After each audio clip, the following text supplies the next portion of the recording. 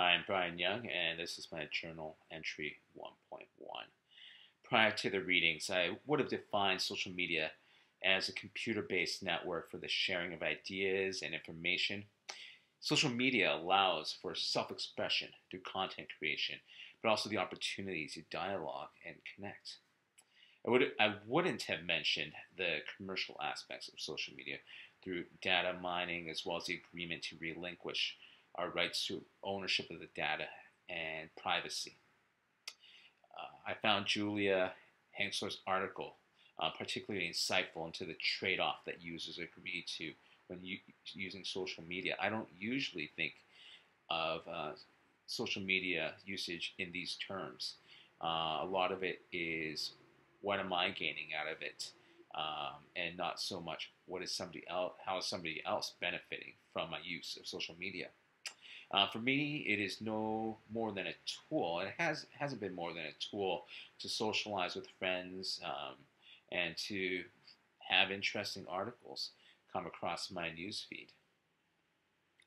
Little consideration was taken into the data that is being collected. In some ways, I have this blind faith that our security is being protected by some sort of governing body through certain regulations. But now I'm starting to question that.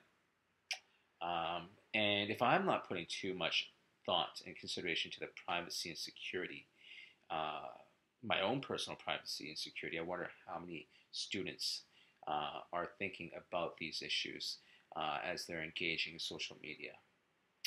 And these are there are a few things that I think we should be reminding our students of, and this is taken directly from understanding the 5 critical characteristics of digital communication, social media, that Julia writes about.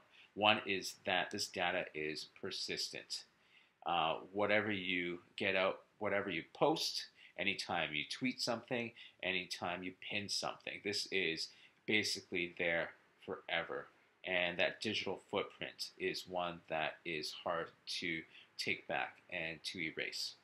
The other is that information and data is readily replicated and distributed. Anything you say or do online it's going to be captured and it can be passed on. And this is a good message for our students to hear about. Like I just think of different celebrities or athletes who post something questionable online, and in a last minute realization that what they've said will or it has offended or might affect their public image or their PR, they try to erase that tweet immediately. It's often too late. Somebody has captured this as a screenshot, or it's been passed along already. It's like you can't just go and pull it all back. Social media and digital content it's always on. It's pervasive, and the other one is that it's searchable. However private we think we are making certain information, our profiles, this data is out there in ways that we maybe cannot comprehend or wrap our minds around. And if somebody wants to find our information, if somebody wants to be able to track down where an image was taken, their chances are they can. And in many ways, this relationship with the media is not new. TV networks and radio stations and newspaper offer a very alluring, seductive product, whether it's through TV programs or the latest music or the latest news that's out there.